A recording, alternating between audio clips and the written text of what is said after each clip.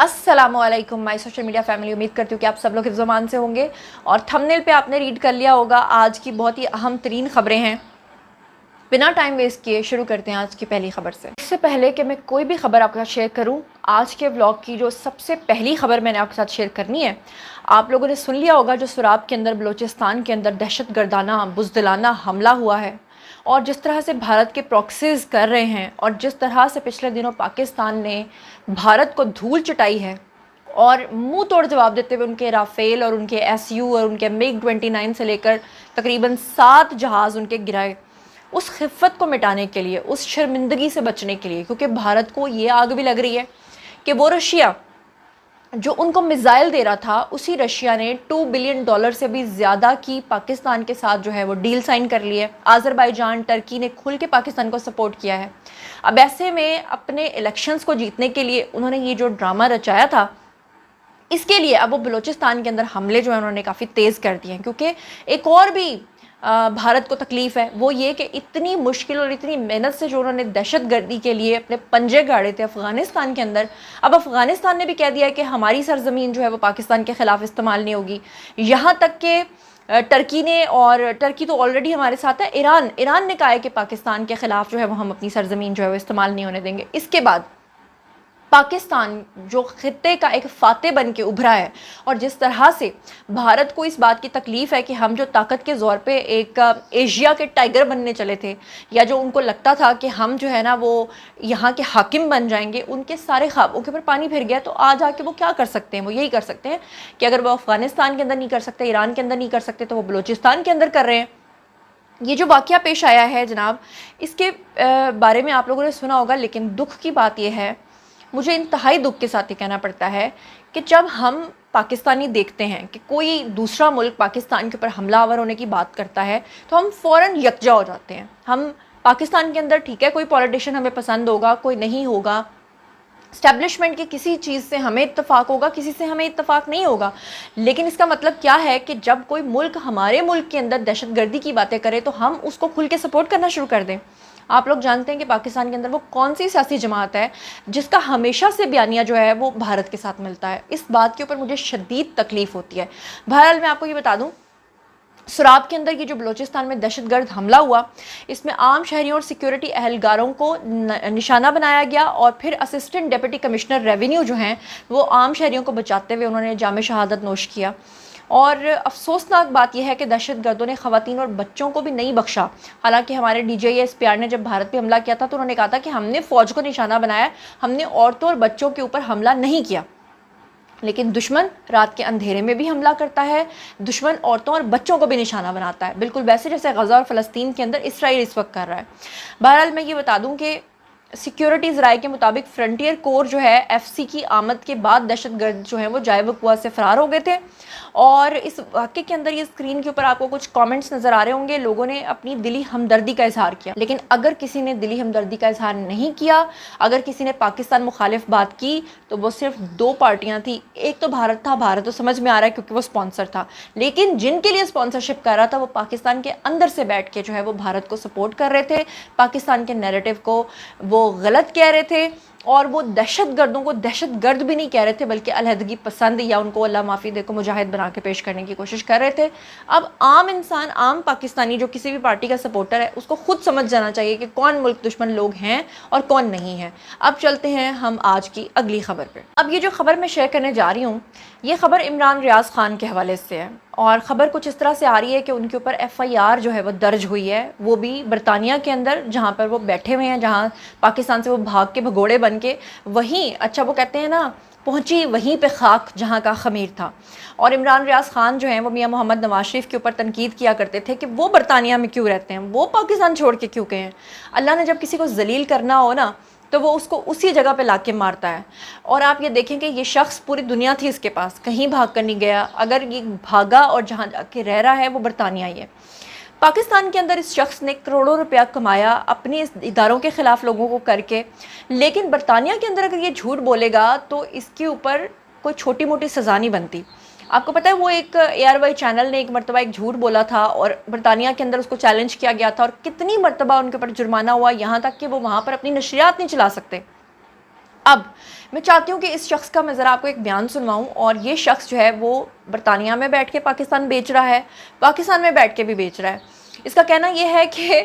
عمران خان کا بھی آپ نے کل پرسوں بیان سنا ہوگا جس میں علیمہ خان نے صاف طور پہ کہا ہے کہ کچھ لو اور کچھ دو کی بنیاد پہ عمران خان راضی ہیں۔ انہوں نے کہا تھا کہ آپ بتائیں کون سی ایسی چیز ہے جو آپ لیں گے تو آپ عمران خان کو رہا کر دیں گے، کون سی ایسی چیز ہے جو عمران خان چھوڑیں، اور وہ بیانات سب کے سامنے ہیں۔ اس سے پہلے بھی عمران خان کے جیل سے متعدد بار بیانات آ چکے ہیں جس میں وہ یہ کہتے ہیں کہ میں اسٹیبلشمنٹ سے بات چیت کرنے کے لیے تیار ہوں، لیکن اس کو ڈیل مت کہو، میں ڈیل نہیں لے رہا۔ عمران ریاض خان اس پہ بلاگ نہ بنائے، ہاؤ از اٹ پاسبل؟ تو یہ بندہ جو ہے، یہ گندا ناکارہ آدمی برطانیہ سے بیٹھ کے کہہ رہا ہے کہ اسٹیبلشمنٹ کا کام ہے لوگوں کو بندے مروا دینا۔ کہہ رہا ہے کہ جناب عمران خان تو 15 منٹ کے اندر اندر یہ حکومت جو ہے نا اس کو ختم کر سکتا تھا اگر اسٹیبلشمنٹ کا پیچھے ساتھ نہ ہوتا۔ کیا کہہ رہا ہے ذرا سنیے۔ آ رہا ہے کہ عمران خان صاحب کی کوئی کسی قسم کی ڈیل نہیں ہو رہی، یہ صاف ہے، وہ کوئی ڈیل نہیں کر رہے۔ وہ اسٹیبلشمنٹ کو صرف یہ کہتے ہیں کہ ملک کی خاطر جو کہو گے بیٹھ کے بات کر لیں گے، مجھے تم سے کوئی ڈیل نہیں چاہیے۔ یہ تو بات ہوگی بہت کلیئر۔ لیکن ساتھ ہی ساتھ عمران خان صاحب نے چوتھا گیئر لگایا ہوا ہے اور 4x4 بھی ڈالا ہوا ہے۔ تو خان صاحب جو ہیں وہ اب بڑھ چڑھ کے آ رہے ہیں احتجاجی تحریک کی طرف، اور اس مرتبہ احتجاجی تحریک کا جو لایا عمل ہے وہ مختلف ہوگا اور اسٹیبلشمنٹ کو ڈیفرنٹلی ڈیل کرنا پڑے گا۔ حکومت کے تو بس کی بات ہی نہیں ہے۔ اگر یہ حکومت ہوتی اور پیچھے فوج نہ ہوتی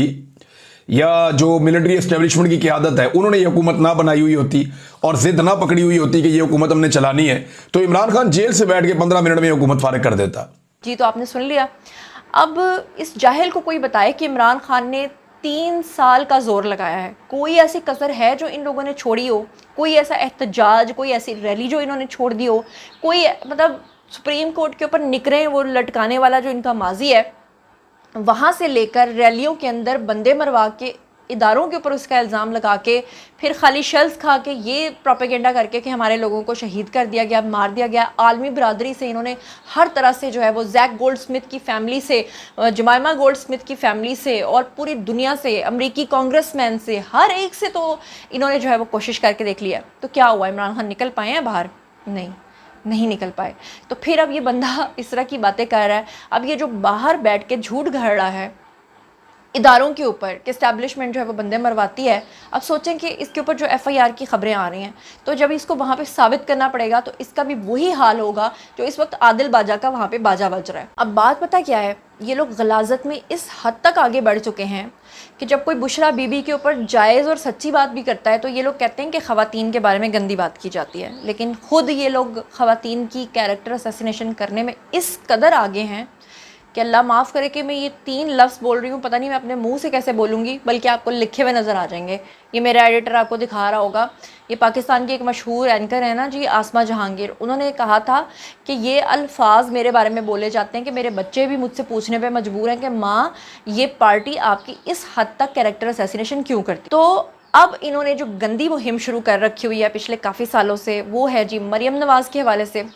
مریم نواز صاحبہ جو ہیں وہ دن رات محنت کر رہی ہیں، بجائے اس کے کہ آپ کا کوئی اپوزیشن میں بھی اگر اچھا کام کر رہا ہے تو اس کو اپریشیٹ کریں۔ اب آپ نے اگر عثمان بزدار جیسے ڈھیلے بندے کو لا کے بٹھا دیا جو کہتا تھا کہ بتیاں جلتی ہیں جی تو بجھتی ہیں جی، تو نیس پاک کے ساتھ جب اس کی میٹنگ ہوئی تو وہ کہتا ہے نیسلے کمپنی آپ کی ہے جی، تو اس طرح کے بندے کو، اور عمران خان کا بیان آن ریکارڈ موجود ہے جس میں انہوں نے کہا تھا کہ میں عثمان بزدار کو اس لیے وزیر اعلیٰ بنانے جا رہا ہوں 12 کروڑ کے صوبے کا کیونکہ اس کے گھر میں بجلی نہیں ہے۔ کیا ویژن ہے، سبحان اللہ۔ اور اگر مریم نواز جو ہیں، پتہ ہے ان کی کیریکٹر اسیسینیشن اتنی کیوں ہو رہی ہے؟ کیونکہ پتہ ہے کہ جی مستقبل کی پرائم منسٹر ہے اور وزیر اعلیٰ ہے، تو جناب اس کے ہر منصوبے کے اوپر انہوں نے جو ہے نا وہ گندگی بکھیرنی ہوتی ہے، کبھی گراج کے تانے دیتے ہیں، کبھی بچوں کے تانے دیتے ہیں۔ مطلب میں کہتی ہوں کہ سیلیوٹ ہے مریم نواز کو کہ وہ اتنا گند سننے کے باوجود بھی وہ خاتون صبح سے لے کے رات تک کام کر رہی ہیں، اور اس کی میں خود عینی شاہد ہوں۔ میں نے ان کے پروجیکٹس میں ان کے ساتھ جا کے خود ان کو واچ کیا ہوا ہے کہ میں دیکھنا چاہتی تھی کہ ہم جس خاتون کی تعریف کر رہے ہیں وہ جائز ہے یا نہیں ہے، ہم اسے خود جا کے دیکھیں۔ اب انہوں نے جناب ایک مریم نواز جو ہیں انہوں نے پنجاب کے اندر ایک نئی اسکیم لانچ کی ہے جس کے تحت انہوں نے ٹیکسی سروس جو ہے وہ چلائی ہے۔ اب ٹیکسی سروس کو لے کر مونس الہی جیسا بندہ، وہ جیسے کہتے ہیں نا پاپا پین میں اور بیٹا خود اسپین میں، اور پاپا کو پین میں چھوڑ کے بیٹا اسپین میں عیش کر رہا ہے، کس مطلب میں اگر چاہتی تو ان کی والدہ کی یہاں پہ تصویر لگا کے تصدیق کر سکتی تھی، میں کہہ سکتی تھی کہ کتنی گندی ماں نے کیسا بیٹا جنا، لیکن میرا کام نہیں ہے اس طرح کی بات کرنا، کیونکہ اللہ تعالیٰ نیکوں میں سے بد اور بدوں میں سے نیک پیدا کرتا ہے۔ اس شخص نے جناب اندازہ کریں کہ لکھا ہے کہ مریم نواز کا جو پوسٹر ہے جس کے اندر یہ مینشنڈ ہے کہ جو ٹیکسی سروس ہے اس کو شروع کیا گیا ہے، اس نے اس کو چینج کر دیا اور لکھتا ہے کہ Punjab government to start e taxi in Lahore will be called Maryam taxi, یعنی مریم نواز نے جو ٹیکسی سروس شروع کی ہے اس کا نام ہوگا مریم ٹیکسی۔ شرم سے ڈوب مرنے کا مقام ہے اس آدمی کے لیے، شرم سے ڈوب مرنے کا مقام ہے کہ کس قدر گندگی، یعنی ٹھیک ہے آپ کا کسی کے ساتھ اختلاف ہو سکتا ہے، آپ اس کا اختلاف جو کریں گے وہ علمی بنیاد پہ کریں، کارکردگی کی بنیاد پہ کریں، آپ اس طرح کی گندگی بکھیرے ہیں۔ پھر ان کی والدہ کو شرم سے ڈوب مرنا چاہیے کہ اس طرح کی تربیت کی اپنے بیٹے کی، جو اپنے باپ کو ادھر تکلیف میں چھوڑ کے خود غائب ہے، پیسوں کا جہاز بھر کے لے گیا۔ بہرحال خبریں تو اور بھی بہت ساری ہیں لیکن ٹائم ختم ہو گیا، تو میں چاہتی ہوں کہ اس بلاگ کو یہیں پہ ریپ اپ کیا جائے۔ اگلے بلاگ میں مزید خبروں کے ساتھ آپ کی خدمت میں حاضر ہو جاؤں گی، اور چینل کو سبسکرائب کرنا میرے ساتھ کنیکٹڈ رہنے کے لیے بہت ضروری ہے، کر لیجیے گا۔ اپنا بہت خیال رکھیے گا، اللہ نے کے بعد۔